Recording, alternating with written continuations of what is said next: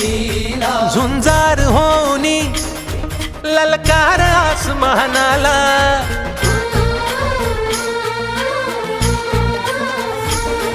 लावून कपाळी माती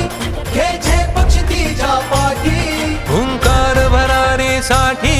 पेटू दे मनाच्या वाती